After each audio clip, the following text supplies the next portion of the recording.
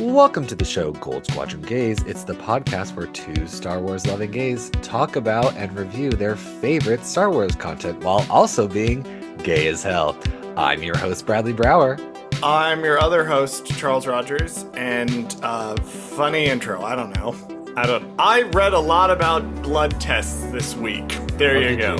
I did. That's my transition into not the thing Charles fucked up, the thing Charles wants to follow up on. Okay, sure. So, Bradley, do you remember how last week we were talking about the blood test that they're actually doing at Mount Tantus? And I went, I wonder if this is a real thing. Right, because you're so curious about science. I love science, especially evil science. Right. I said I will go ask Jordan, who is my friend who is a lab tech and also did all our banner art and stuff. Anytime you see the two of us, that's Jordan. Well, I went and asked her, and I didn't make her watch the episode, but I did show her a picture of the machine and described the process of what's actually happening. I did just casually spoil the entire season, but she's not going to watch it. So when I explained it, she pointed me towards blood compatibility testing. Now, I am going to say, disclaimer up the front before I explain the rabbit hole this went on, Jordan did not explain this to me, and I'm just reading about it on Wikipedia. So Jordan probably knows what's going on here, right? But she just pointed and said, that sounds like this. So blood compatibility testing is, according to what I was able to parse from Wikipedia, basically how they test to make sure blood is going to be compatible for a blood transfusion. So they make sure that the antibodies within the blood that's receiving the donor blood is not going to reject. Right. That's the test for that. And one of the ways they do it is by cross-matching, which is a test performed, I'm going to quote Wikipedia here. Normally, this involves adding the recipient's blood plasma to a sample of the donor's red blood cells. If the blood is incompatible, the antibodies in the recipient's plasma will bind to antigens on the donor red blood cells. And it goes further, because there's something called immediate spin cross-matching, which is basically a test where they combine the patient's serum and the donor's red blood cells, then centrifuge the sample. That sounds more like what they were doing. That's where the rabbit hole eventually led me to. Okay. So I think that, because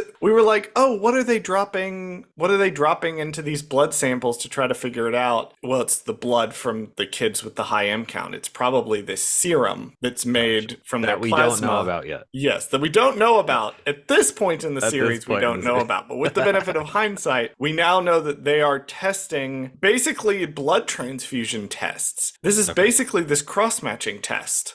So that was my week. You are a nerd. Okay. I am a nerd because this is so fascinating. Now, the centrifuging is bad because that's not how centrifuging works, and obviously they changed it to have the ticking clock, but that's probably why it's spinning, is it's supposed to be a centrifuge. True. Also, I guess because every time they showed it, it would spin one time. It's like a clock turning, so it's like more time passing. So I mean, it's a visual cue. Yeah. It's like combining the visual cue of the clock with the centrifuge. Sure. Because the centrifuge, spins things around very quickly because it wants to mix them up very quickly, as opposed to this, which is leisurely taking its time. Yeah, like who invented this to be like, oh, it takes like 4 days just to go all the way around? Nala Say, apparently. She did it on purpose.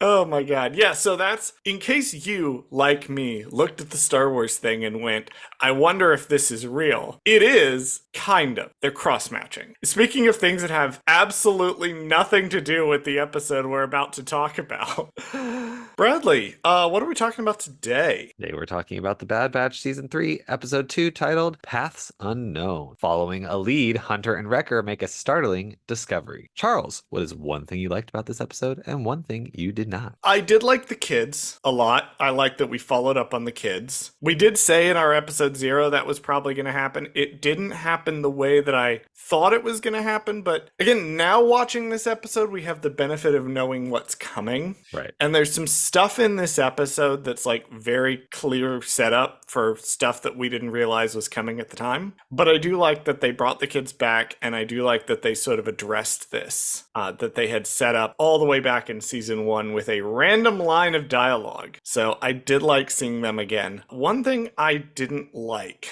when this episode premiered, it felt a lot like the episode kind of was random. Like, it didn't really fit what was going on the rest of the season at the time. And like we'll see at the end of episode 4, kind of didn't seem to advance the plot at all. And I do think in retrospect, like with the episode that just came out, because for context at the time we're recording this, episode 13 has just come out, which is the space station over Coruscant episode. And given how that gets dealt with, this info that they got at the end of the season kind of has gone nowhere. Like, this episode's important thematically, and we'll get to it, but it really does have no bearing on the plot. And I also kind of get that what they wanted to do was they kind of wanted to be like, well, Wrecker and Hunter are looking for them, but it's not really going anywhere. I wish that had been a little more clear if that was the intention, because they kind of wanted to straddle this line of making you think that Wrecker and Hunter were going to make it to Tantus to rescue them, and obviously we know that that's not going to happen, but they also kind of wanted to show them spinning their wheels. So it ends up with an episode that's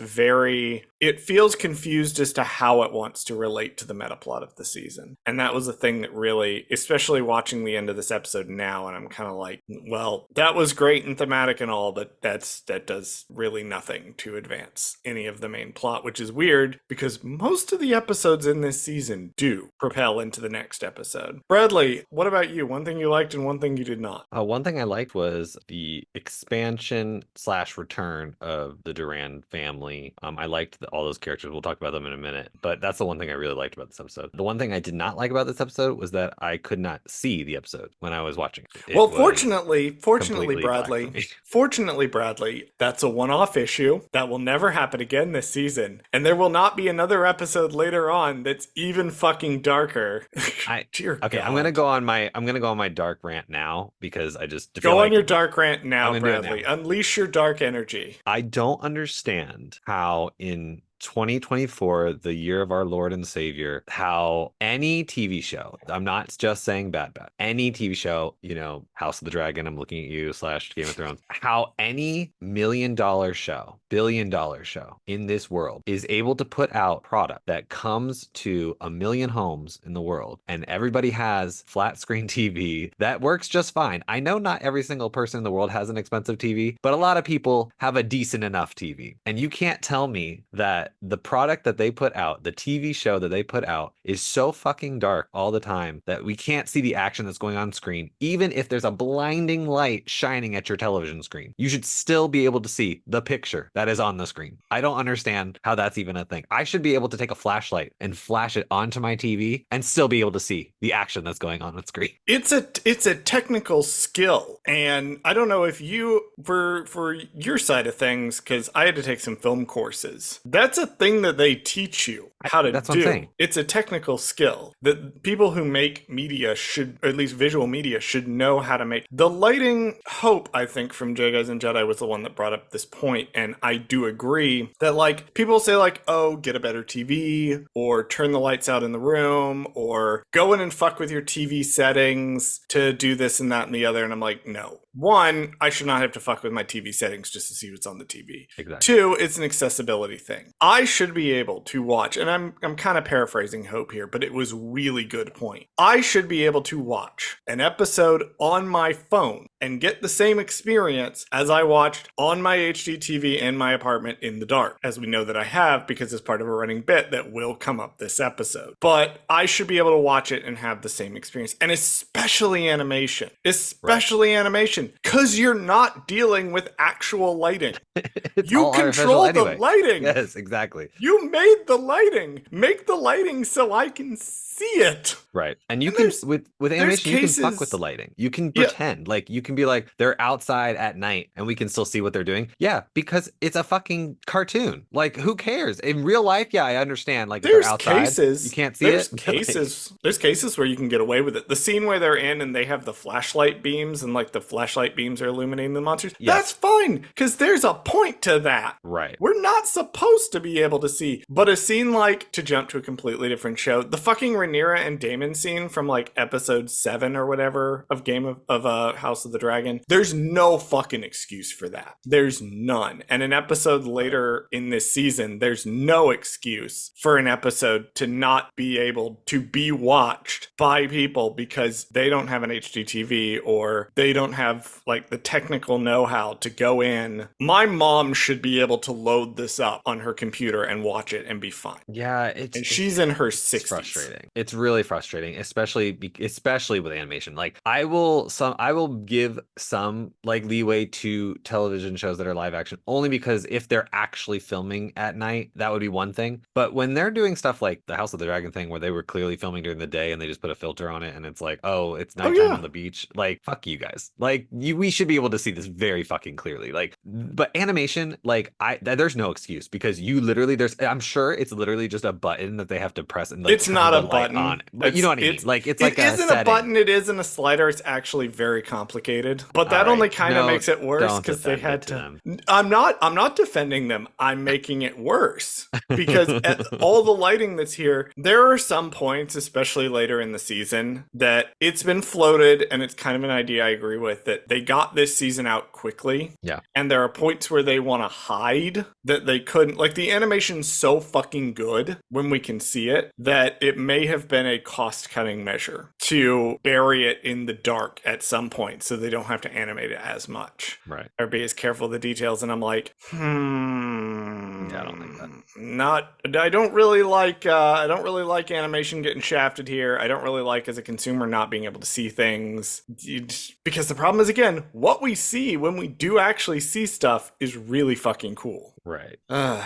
Anyway, that was my rant about what That was your rant. That was a and understand, people, that my frustration with the lighting of much of this comes from a place of love of the show, because Right. I love this season of the show. I think it's the best one. It's actually some of the best storytelling Star Wars has done. It's just frustrating. Speaking of frustrating episodes, Bradley, you want to take us into the first section, which references our least favorite episode of season 1? Section 1. On the planet Deveron, Lady Issa Duran and her son Roland Duran convict a Deveronian captain of conspiracy against their family syndicate. Hunter and Wrecker enter the court with a captive pike. Hunter returns Roland's severed horn and presents the pike and reassures the Durans that the capture won't be traced back to them. Lady Duran notes the Bad Batch desperation in dealing with the Pike Syndicate to obtain intelligence. Hunter explains their situation, and Roland provides coordinates linked to Hemlock's laboratory. That is a sick-ass building. I loved everything about the Deveronian scene, I'm calling it. Everything about the Duran Syndicate, everything, the architecture, colors scheme, which is like kind of purpley but green, like I don't know, everything Kind about of reddish, purplish, Yeah, greenish kind of thing going on here. I love it. I love Deveronians, first of all, just because, I mean, who doesn't love fucking devil people? Like, that's so hilarious to We me. bought a devil mask at Party City and slapped it on a guy, and now we have a whole race of devil Love it. people in this galaxy. That's one of my favorite things about the original movie is the cantina scene and how it's all just a bunch of Halloween costumes. And the fact that the devil was a random Halloween costume they thought to just put on somebody. And then we're just like, yeah, that's a race of alien now. I like it. That's hilarious to me. My next note is, and I'm going to read it verbatim. Ugh, why is Roland still hot? He's oddly attractive. Like, He's oddly hot. I don't like it because I don't like being attracted to cartoon characters, but why is he handsome? Why is he like sexual, like in a sexual being? Like, I don't understand what it is. It's just his face features are just nice to look at, I guess, especially for like an animation character. I guess he just has like very, like almost like, have you ever seen in the backstory of Tangled, like the making of Tangled? The hot man meeting. Yes. How they specifically got a bunch of people together to be like, what is the hottest looking guy? Like, we need to make sure that our prince looks hot, you know? And like, I feel like that's what they did with Bad Batch with Roland. Like, they were just like, let's have a hot alien. Well, part of it too may be the voice. Tom Taylorson is back as this voice, and this voice is very smooth. Yeah. And svelte, and I love this. I guess that's what it is. Yeah, I don't know. Ugh. Yeah, no, he's still hot. Listeners, if you've been listening since the first season, we still think he's hot. And spoilers for the rest of the season, he hasn't shown back up yet. I want him to randomly show up again for no reason.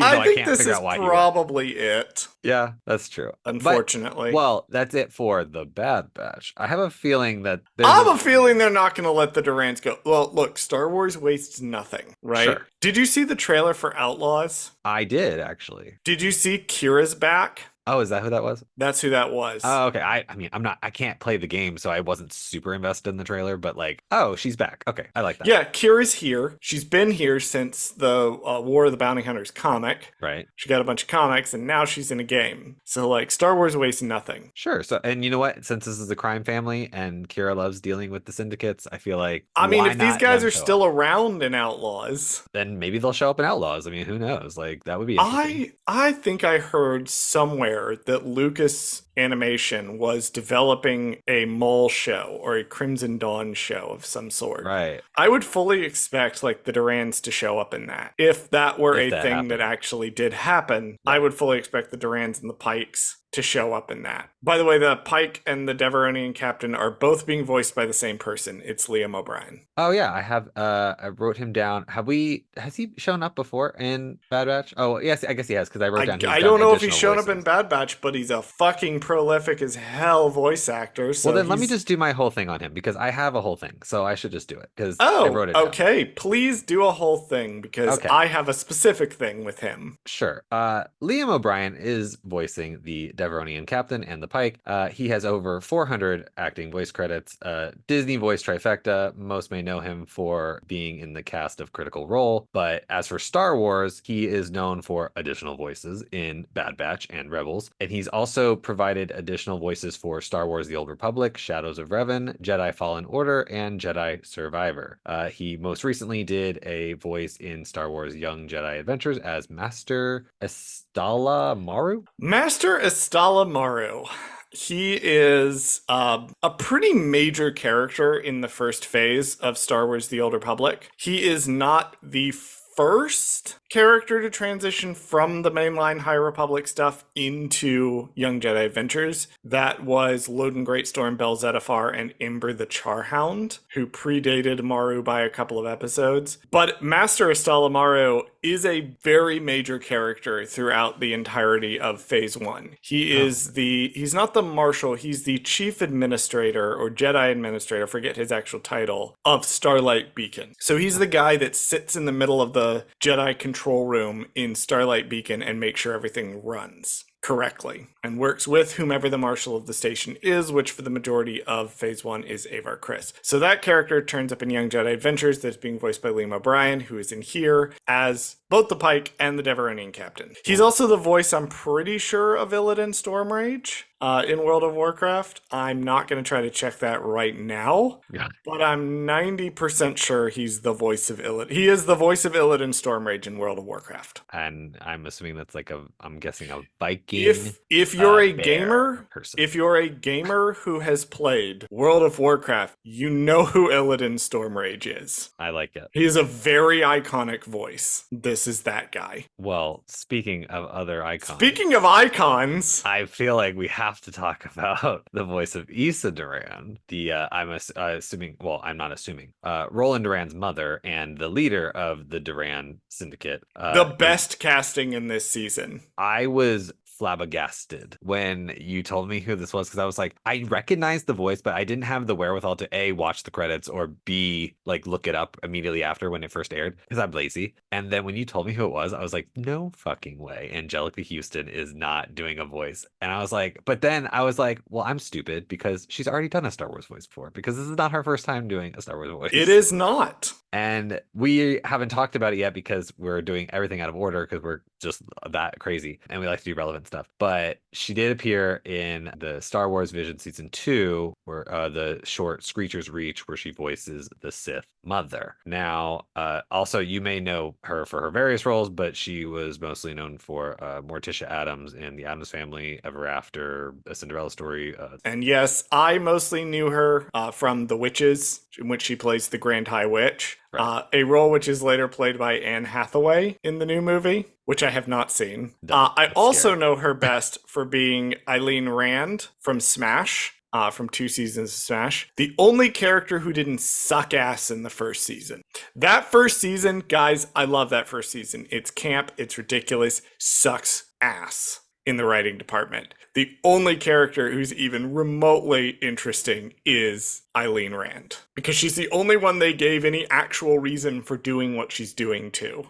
He plays the producer of the Broadway show. So, do you want to know a fun fact about Issa Durand? Sure. So, prior to Issa Durand's appearance, it had been previously established elsewhere, though not on screen, that female Deveronians did not have horns. They had vestigial horns that were just kind of like nubs on the top of their heads. Right. She's, I believe, the first one we see with an actual full set of horns, which means that the Bad Batch has once again, for the third time, made what is probably a trans character by accident. By simply doing something and then never fucking explaining it. I like it. We've had Omega, we've had Emery Carr, and now we have Issa Durand. You know, let's just keep the ball rolling. Keep the ball rolling. Let's go. I can't wait for the Acolyte. I'm gonna be insufferable when the Acolyte comes out because Abigail Thorne is in it. You have no idea who Abigail Thorne is, do you? Okay.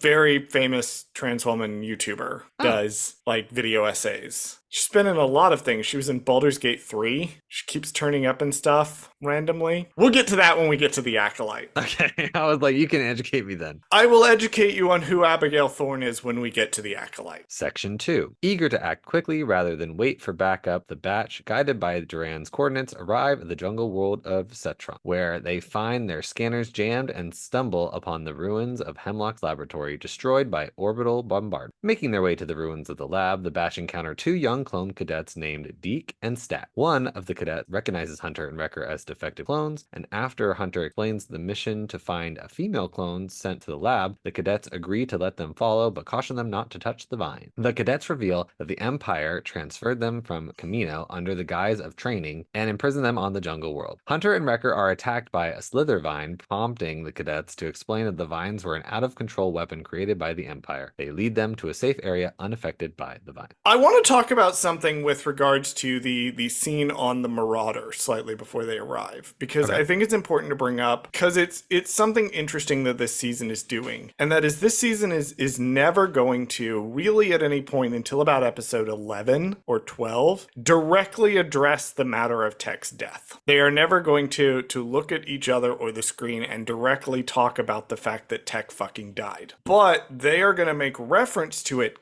constantly. And this is one of the first times we see that, and we get two in one scene, because we get a shot they don't really draw attention to, but it's when Hunter's sitting at the like thing, and we get a shot where like we can see Tech's glasses in the foreground. Got it. And then not a minute later, Wrecker and it makes some comment about how the last time we stormed an Imperial base, not all of us made it out. And I find it interesting that Wrecker brings this up and Hunter doesn't. Hunter clearly does not want to address this point. He's like, fuck it, we move on. Does he not want to address it because he doesn't want to feel his feelings, or because he knows that Tech is randomly going to show up at the end of the season for no reason? I think he doesn't want to feel his feelings. I don't think he's read the script to the rest of the season. By the way, we're just speculating. We don't actually know. At this point, we still don't know. Yeah, if that's true or not. Which I don't think so, but that seems to be the prevailing lovely theory that Tech girlies love to promote propaganda. It's me. I'm Tech girlies in this case, because I really think that one of those CX clones is Tech. Yeah, I found it interesting that we have those two little references to Tech, and we're going to see it throughout the season. They're either going to reference him kind of directly, or this is a little more prominent. I didn't note it, but you can kind of feel it a little bit in this episode. There are going to be instances where Tech would have been useful to have that somebody else fucks up, or somebody else is not able to do something with the efficiency that Tech would have been able to do it. Right. So I find it interesting in the way that they're going to handle the fact that Tech is not there. They're not going to call direct attention to it, but you're going to feel the absence of Tech throughout the entire season. Wrecker makes a comment about how the planet smells like rancid Jotaz. This is a Fallen Order reference. I could describe the Jotaz to you, Bradley, but I think it's easier to just drop a photo in the chat. Okay. This is a Jotaz. Okay, I'll have to see what this looks like. Ew. Yeah. Looks like a mountain troll thing from Lord of the Rings or whatever. Yeah, it looks like a cave troll from Lord of the Rings. Yeah. Crossed with like I don't even know how to describe it. It's real fucking ugly. It's from the Jedi Fallen Order video game. Yeah, maybe I don't want to play that game actually. You do want to play that game, actually. Trust me.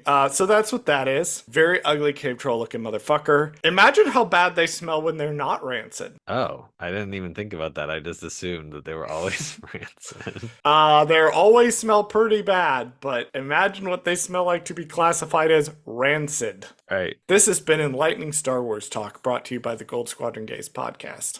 Anyway, they get there and the base has been destroyed by orbital bombardment. So I looked up what the base, to remind myself, what the base Delta Zero initiative was, because I saw some discussion, and I don't think anybody mentions the words base Delta Zero in this episode. I could be wrong, but the base Delta Zero initiative was an orbital bombardment so intense it melts the planet's upper crust. This is just a standard orbital bombardment. This is not base Delta Zero. Base Delta Zero is we are turning the planet into slag. I see. I think it might have been mentioned directly in this episode. If it is, this might be an early version of the base Delta Zero initiative where it doesn't like turn the planet into slag, but that's what it generally is it's so bad it damages the planet's outer crust. Yeah, because we can see that that's clearly not the case here. This is just like no, they just bombed the facility, but mostly the facility's pretty intact. Which I thought was weird. Maybe I was like, you know what's what the it point is? then? Maybe it's because they don't have Star Destroyers yet. Because Star Destroyers can rain a lot of orbital damage, and this comes up in A New Hope. Gotcha. The fact that a fleet of Star Destroyers can do a lot of damage to a planet, but they can't actually destroy it. It would take an absurd amount of Star Destroyers to actually destroy a planet. That's true. I guess as long as it's damaged enough to hide evidence. It doesn't have to. Yes, that's what the enough Empire to- does, is it's hiding evidence. Anyway, we meet some kids. Hey, Bradley, you want to tell us who's voicing the kids in this scene? Sure. Deke and Stack are voiced by Julian Dennison, a New Zealand actor. No surprise there. Best known for playing the mutant Russell in Deadpool 2 and Josh in Godzilla vs. Kong, not to be confused with Godzilla X Kong, the new porn movie that's out in theaters now. Look, I've seen some things with a pyramid. I'll never understand why they called the movie Godzilla X Kong, but there you go. Godzilla X Kong, the new Empire, or whatever the fuck it's called. It's a porn. It doesn't matter what it's called. Well, it's porn to some people I know who are That's not very listening true. to this podcast. Anyway, so yeah, he's in those two movies. I just thought it was nice that one, they got a New Zealand voice actor to do that is the cool. voice of the young cadets. I thought that was nice. Yeah, so that was just kind of fun. I love that they did. Yep. So pretty new-ish actor, but he's doing a pretty good job here. I love Ricker's line about how they are defective and effective. That was very funny to me. But I also want to note, so this episode does have some clues as to what's coming and also what's sort of happening and what the backstory is. And one of the kids, I can't remember which one, does mention that when they were carted to this facility, they took samples of their blood, which is interesting because it shows us two things. One, they're taking samples of clone blood. We, the audience, already knew that, but the characters didn't. But also, two, and more importantly, Hemlock is willing to experiment on children. So it's like a hint of what's to come later. Yes.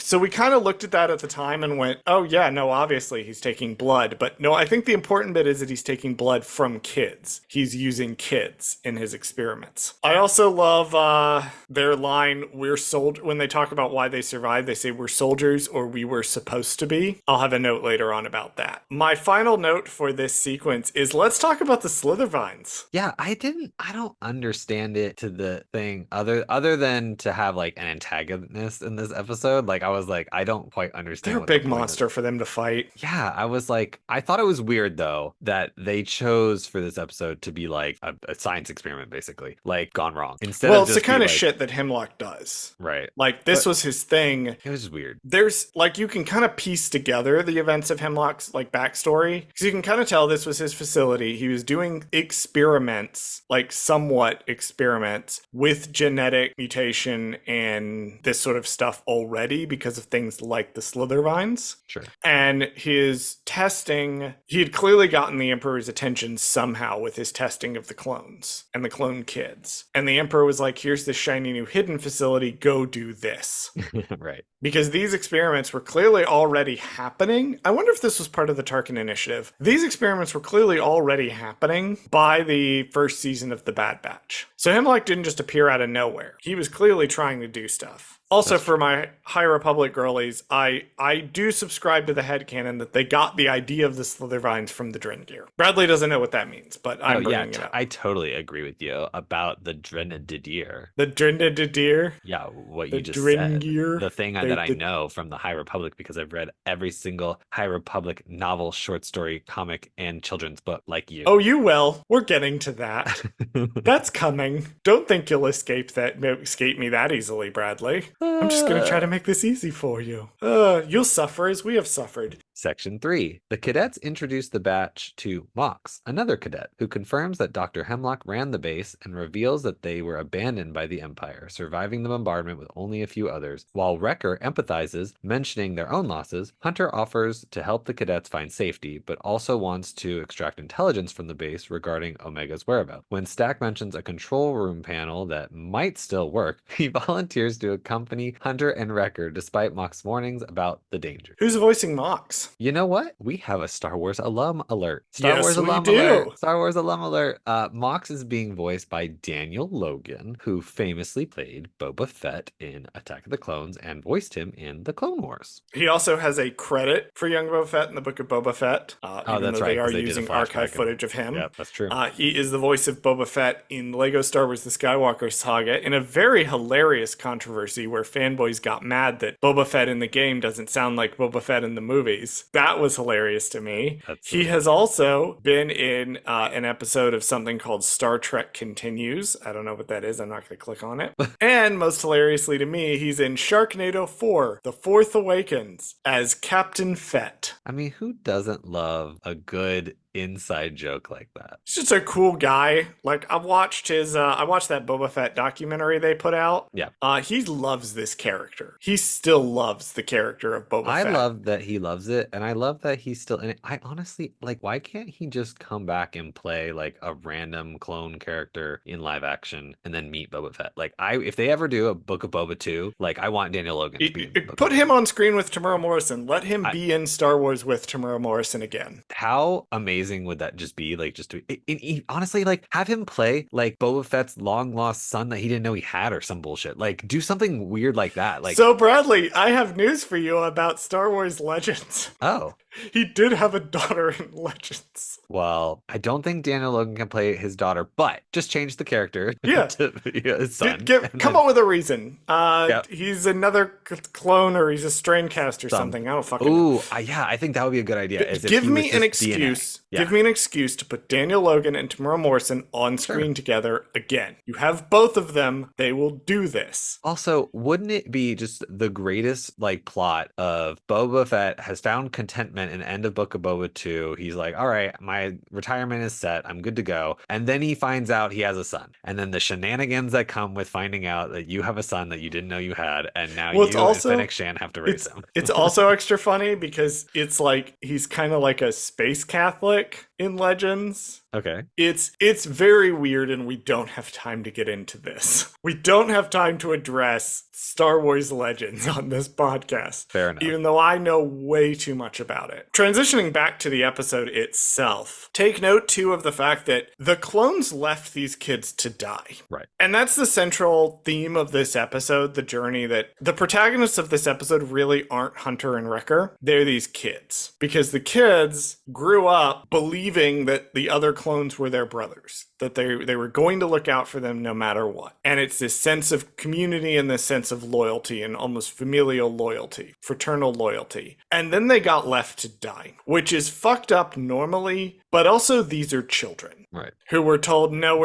our orders are this, fuck y'all. We're just following orders. No wonder they're fucking traumatized. Because it's not just they trusted the adult. When you're a child and you trust an adult and that adult lets you down, it fucking hurts. When that adult that lets you down is your family, that extra hurts. And so obviously these kids are very slow to trust, but then one of them like kind of wants to, because he kind of wants to still believe that there's some trust in the galaxy. There's a lot going on with these kids in this episode. I also don't know like what the purpose of them is other than like in the long term, right? Like, because we're just kind of, I mean, we introduced the clone cadets in season one, like, oh, they just exist. Well, we'll And kind of get to the thesis statement toward the end of the episode. okay, because I'm There's a just like, I thesis don't quite statement, I understand think, what that's they are being there made for. here. Yeah. All right, I'll save it. That's coming because we also set that up in this scene where one of them, I think Mox, tells the batch like, "Oh well, at least you guys are loyal." Because the Right, batch even is like, for "Look, one of our defective own was clones. taken. We're going to get them," and they're like, "Oh well, at least you guys are loyal." Right. I think, yeah, I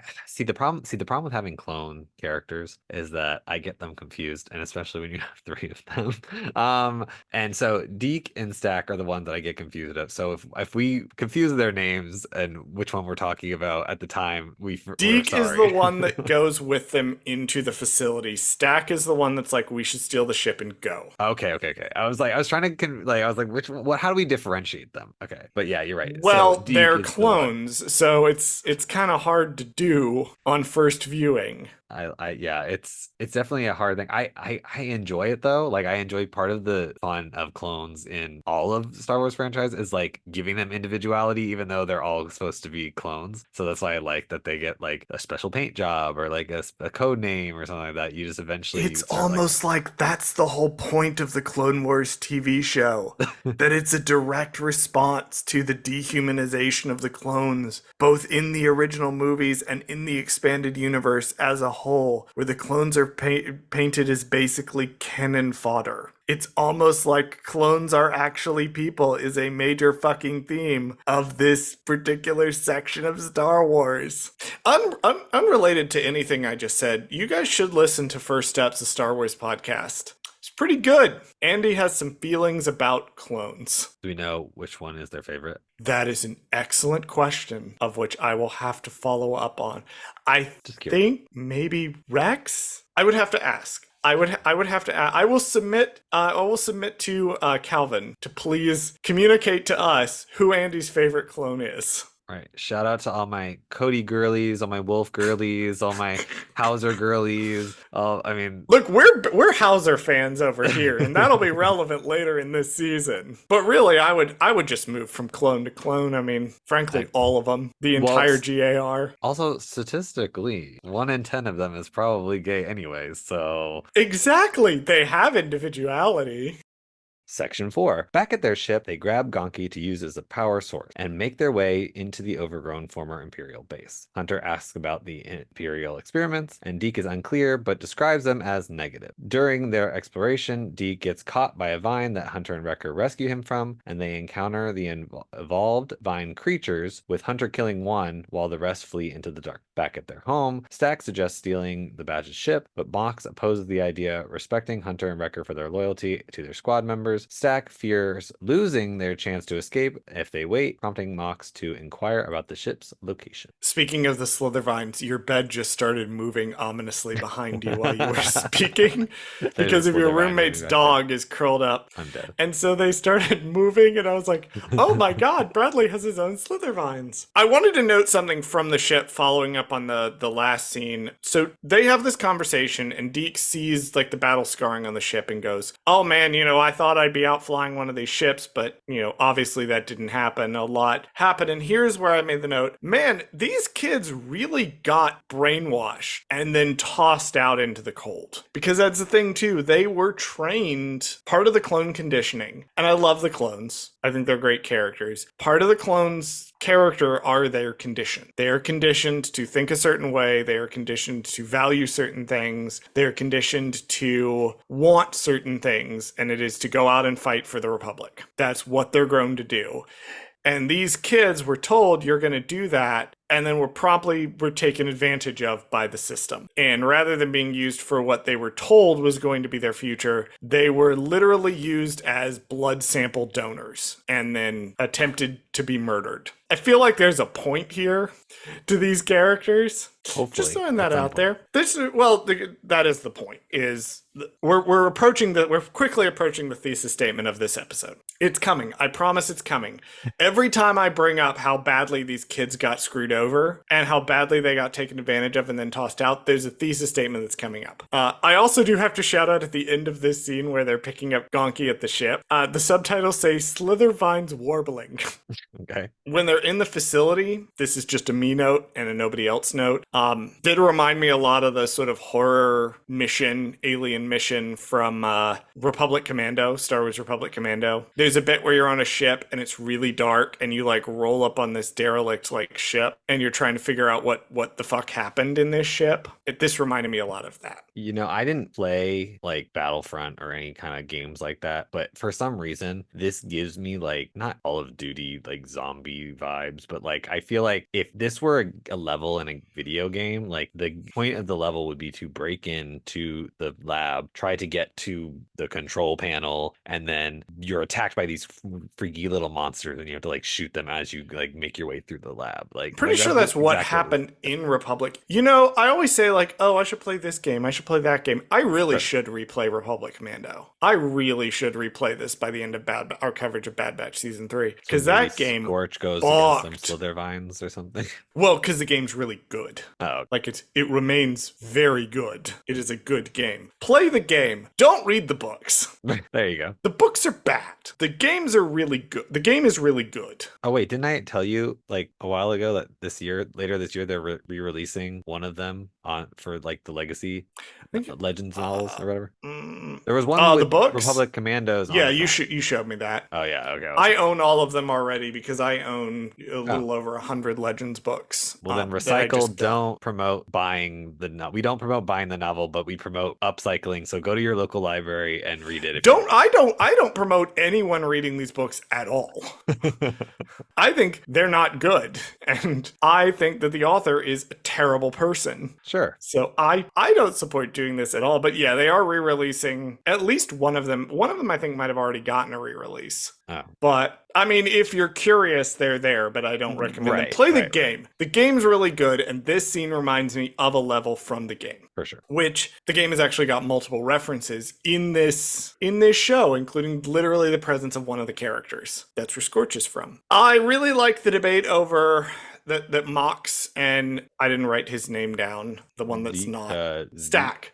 Mox and Stack are having, because it kind of shows the cycle of trauma here. Because these kids got abandoned and left to die. And the kids are like, well, maybe we should take the ship and leave the batch behind to die. Because they're not going to make it, which is probably the same logic that the Empire was using on them. Sure. So that's the thing about trauma is if you don't actively work to break the cycle, it just keeps going. Right. Because he even said like, oh, we can't leave, or one of them said we can't leave Deke behind. And he's like, well, he already made his choice because he stayed with the batch, you know? And it's like, well, no, we can choose not to leave our brother behind instead. You know, it's just interesting. You're right that they kind of again, the kids are the protagonist of this episode. Right. This episode's not about Hunter and Wrecker. This episode's about them. I see. And then Mox is like, oh, okay, take me to the ship. And then later on, I don't have any notes on it, but we'll get a little intercut where they get to the ship and Stack is nerding out about everything on the ship. And then Mox is like staring at Lula. Anyway, we need to move on to the next section. Section 5. Hunter, Wrecker, and Deke find the console in the lab where they attach Gonki to it. As Deke operates the console, they encounter strange sounds, and Hunter senses an approaching creature, prompting them to defend themselves against the emerging tendrils from the swamp. Back at the Marauder, Stack and Mox successfully unlock the doors, but their plans are interrupted when they receive a distress call from Deke via comm. The Bad Batch successfully downloads the data from the console and escapes with Gonki as mutated vines close in on, until Stack and Mox arrive with the Marauder, using grappling cables to lift everyone to safety just as the vines reveal a mutated Sarlacc-like creature emerging from the ground. They use the explosives to destroy the creature, enabling the Marauder to escape, and they fly into hyper. I do love when they use Gonki as an actual Gonk droid.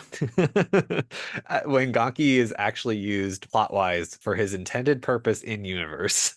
To be a battery. He is a battery. Of a cat. Yes, instead of just somebody who is there. Literally their pet. They're being bench pressed by a literal prop. A literal prop. Right. When the Gonk droid's occasionally like, I am a character in this show. I love it. Obviously the kids know how to pilot the ship because they were trained to be soldiers. Right. They know how to use these because that was in their training. I did note that. My real only note about the scene where they're fighting the like maw of the slither vines is just this is such a classic Star Wars like climax moment. Oh, for sure. And I love like how it's not poetry in a sense. Well, it kind of is that, these are clones, i.e. Boba Fett clones who are dealing with a Sarlacc-like creature. It's just like it's a very similar situation. It's like poetry, it rhymes. Right, right, right, right. I liked that. That was fun. They blow up the thing, they get away, whatever. It's very fun. Section 6. Hunter analyzes the data, revealing a lead to Hemlock's new base location, prompting Wrecker's determination to find Omega. Hunter plans to drop the cadets on Pabu and encourages them to forge their own path beyond being soldiers. Hunter affirms that their mission to find Omega is still ongoing. The penultimate note, actually, I have two notes here. Oh, okay. Because I hastily added one because I realized I'd teased a thing and then forgotten to say it. Sure. Very briefly, I do want to do a mini segment of Whose Goddamn White Baby Is That? The segment okay. of the show where I watch The Bad Batch on my HDTV in the dark and tell you how fucking white the characters are when they shouldn't be. Although I am pleased to report, I wanted to bring it up that the clone cadets are, it may be the lighten, but they're looking pretty close to the movie clones in this. Yeah. Closer at least. So good work, The Bad Batch. I did not immediately look at these kids and go, whose goddamn white baby is that? Well done. Wrecker's still noticeably darker than Hunter, but we don't have time to get into that right now. I do want to bring up the big overarching note, which is the thesis statement of the entire episode, which is this scene where Mox, I think, says, we're cadets without an army, what do we do now? And Hunter and Wrecker know how to deal with that because that was the plot of season 1. And in fact, that was the plot of the whole show. That's the journey that the characters have been on the whole fucking time. Sure. Is in the first few episodes of season 1, and really all of season 1, the Batch was on the run, still trying to reconcile the fact that they weren't soldiers anymore because they've been so deeply conditioned to be soldiers. And they've forged their own identity, they've forged their own path, they found their own found family, and then they run into these kids. And these kids are still dealing with the same conditioning that they dealt with at the start of season 1. And in fact, have now spent 2+ seasons trying to get to a point where they're past that. And to take elements of their past and move it into their future, but learning to be someone different, to be themselves. And these kids have not known how to do that. They feel betrayed. They feel on the outs. They don't trust. Some of them trust too much. Some of them trust too little. But they don't know how to deal with this. And Hunter and Wrecker know how to relate to this. They know how to help these kids because of what they've been through. It's not just about helping Omega anymore. They can also help these children because these children are cadets without an army. They no longer feel they have purpose. The only purpose they had on that planet was survival. And that was the only purpose that the Batch had early in season 1. And now the Batch has managed to set these kids on that path to finding their own way because they went through the same thing when the Republic fell and became the Empire. That, I think, is the thesis statement of this whole episode. That moment where, like, Mox reaches out his hand and Hunter clasps it and they do the clone thing, because they relate to each other as equals now, that have been through, they're on the same journey at different points in that journey, I think is very important. That is what I think this episode is doing. It has nothing to do with the overarching plot of the season. I was going to say, it has everything to do with the themes of this show. I was going to say, as beautiful as you put that, how insightful and how, like, absolutely, I saw your face, like, and I knew you were going to say something shitty when I was done. Gut-wrenchingly, like, beautiful that was. How, like, you should write poetry on how good that was. I should be a writer or something. Right. You should just have an essay that you write about the Bad Batch. And this is my essay. Stuff. These podcasts are my essay about the Bad Batch. Ultimately, this episode has no bearing on the story whatsoever. No, but it's about the themes. Sure. But my problem, and unless you're David Benioff or D.B. Weiss, themes are a thing that's actually important. Well, I have not watched The Three-Body Problem, and I have no intention of doing so. Well, this kind of leads into my kind of last thoughts, but I was I don't want to say disappointed, because I want to say this season as a whole is not bad at all. It's actually very good compared to the other two seasons. So far, season 3 has been the best season of Bad Batch by far. And every episode has not been quote unquote bad. They've just been either okay or great. So it's been one or the other so far for me. This episode, however, is borderlining on, for me, like the episode that shall not be named from previous season. Well, that episode was just incompetent. Yes. This one has a coherent plot, so it's doing better than that episode That's did. very true. I still feel like, though, if you were to remove this completely and not mention that you removed this episode, nothing would happen. Well, the kids do come back later, very briefly. That's true. I guess you'd have to explain like where they came. But here's what I think. You raised this, and I agree with you, honestly. Yeah. Is I think they should have done one of two things with this. I think they either should have done a 2-episode premiere, and it should have been episode 1 and episode 3, right? Those 2 episodes. Or they should have done episodes 1, 2, and 3, and then figured out a way to do this storyline, like with just Hunter and Wrecker. The fact that we got a 3-episode premiere. Yeah. And honestly, you know what else they could have done is they could have done this as the season, as episode 1. I was going to say, I have 2 ways to fix this problem.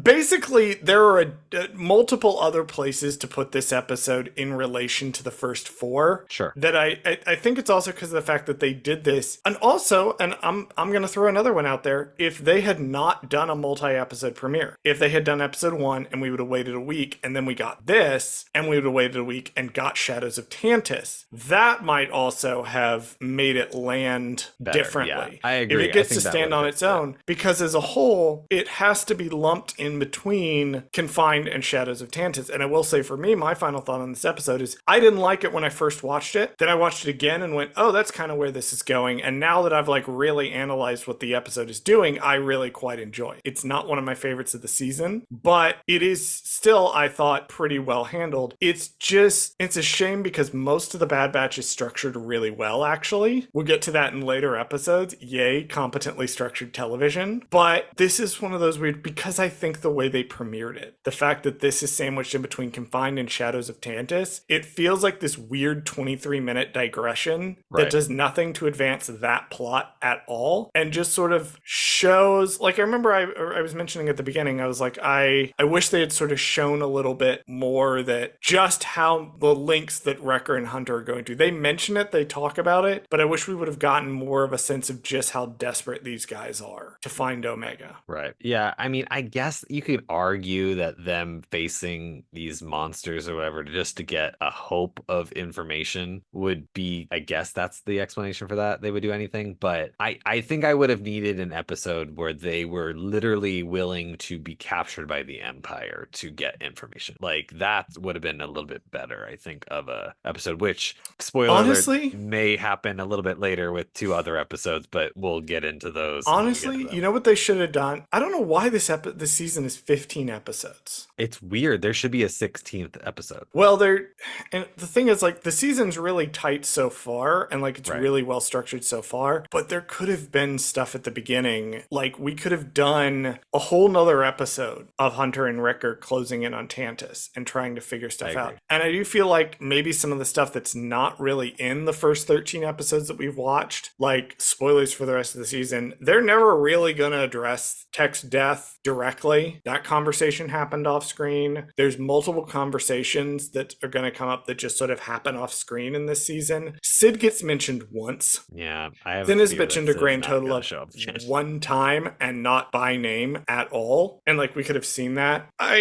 We'll look back at this season as a whole because I'm sort of waiting for the finale, but I do think this episode suffered by the condensed season, by the rushed release, and this episode really felt like the sting of that because it's doing some interesting stuff with the themes of the show, but it also feels weird. I think it's just in the wrong place. I think it's not that it's a bad episode or like I don't like it. I think you're right. If it was just in a different place, I could appreciate it more. I think the problem is also that there are ways that they could have edited this. I mean, especially, I don't think it would have been as bad if you're right. If they had just done the 1 episode, if they had just done Confined as the premiere and then call it a day. And then we had to wait a week and then we did this and we had to wait a week and then we did that. Then I would be like, whatever. But because Shadows of Tantus and Confined are so thematically linked and it's basically just part 2 of the episode is Shadows of Tantus is just continuation. I like that to me is a better double premiere, and then either have this after, but then like have it more linked to the end of episode 4, which is where they finally find each other again. I think, or actually, is it the beginning of 5? Actually, I don't even remember. It's the end of 4. I have to go back and watch 4 because I've only watched 4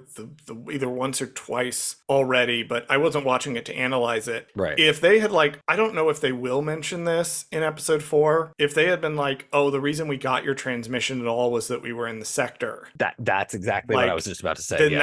Then this would have had some enough bearing on maneuvering Hunter and Wrecker into position. That might happen at the end of episode 4. I really genuinely do not remember because most of my memory of episode 4 is how good most of episode 4 is. And I really don't remember a lot of that scene, like the technicals, how they managed to link back up with them. But we'll get there. We'll get there when we get there, because next week we get what would have been what I consider the best episode of The Bad Batch had Identity Crisis not happened a little bit later in the season, which I do think is pulling ahead as my favorite episode of The Bad Batch so far is Identity Crisis, because good lord. But Shadows of Tantus was...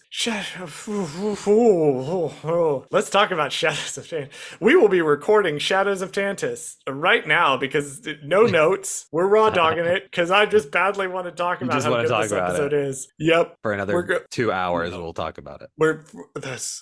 I apologize in advance for the length of that episode because I love Shadows of Tantus. I love this episode so much. It is hilarious how much I love this episode. It's everything I want in a Star Wars, and not just because of who is the guest star of this episode. It's incredible stuff. That's all I have for the episode. So next week we're talking about Shadows of Tantus. Bradley does a bunch of reality TV shows, and you can find them on Peacock and Bravo. We only promote one at a time. We are right now promoting The Circle, which I'm going to watch at some point this week. And I've already watched the first episode. I watched the first episode already, and I was like, you know what? I realized I don't need to watch my shows anymore, because watching it, I was like, I live this. I don't need to rewatch it. I'm only watching it for like the sake of like, being like, hey, everybody watch my shows that I work on. But I'm watching it like, I don't need to watch this. I live this shit. Like, I don't want to watch this right now. But you don't physically appear in it at all. No, that's what's so crazy. But because of the way this show is made, like, I was watching the show live as it was happening, basically, because it's all like security camera film, basically. So like I could watch it at any point in time during the day that I was working. So because we just record these people all day long. So I was just like, I don't need to watch this show.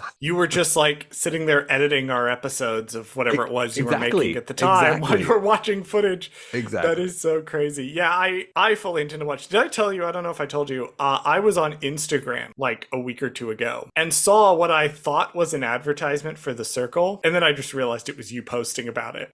Yeah, because I'm probably the only one doing promotion for this show right now. At least I saw. So I'm basically... We here on Gold Squadron... We are here on Gold Squadron Gays are providing the only coverage, the only promotion for The Circle. # not sponsored. But The Circle on Netflix, you can find it. You can also find me on the Star Wars TTRPG podcast For Light and Dice, an actual play podcast set in the High Republic era. We literally just recorded an episode last night that rendered the people involved in the episode to the brink of tears. So I can't wait to drop that one on the audience. I also write series of gay thriller novels, Beach House Studios. You can find it on Kindle Unlimited. I promise I'm trying to bring it to other places, but I'm one guy writing a dozen different books, and also making 2 shows. But that is our pluggables. Bradley, we will see the audience next week for Shadows of Tantus after you run the socials. Thank you for listening to this episode of Gold Squadron Gays. Did Charles fuck something up? Email us at goldsquadrongays@gmail.com to let us know. You can also find us on Twitter at @GoldSquadGays, and you can find us on TikTok and Instagram at @GoldSquadronGays. You can also find us on YouTube at our Gold Squadron Gays YouTube channel, where we post full episodes of this show. Finally, if you liked the show, don't forget to rate us and give us a review on your favorite podcast platform.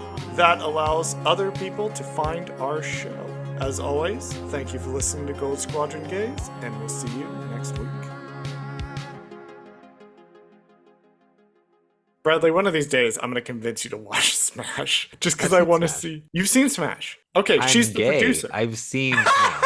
Okay, she's the producer. Trust me, if Smash could get a third season and then just completely start over, like I would be like, wow, this is great. Or just keep going like nothing ever happened. That would also be good too. It's probably worth trying to watch again just for the nostalgia factor. Like, not because it's a good show, but because of just like you had to be there when it was on. You did kind of have to be there. It was in the prime of primetime television. Join us on our other podcast, Smashing Gaze, where Where we will we be go watching through, the entire, all we however many watch episodes of Smash there were. we watch all of Smash and we break it down minute by minute.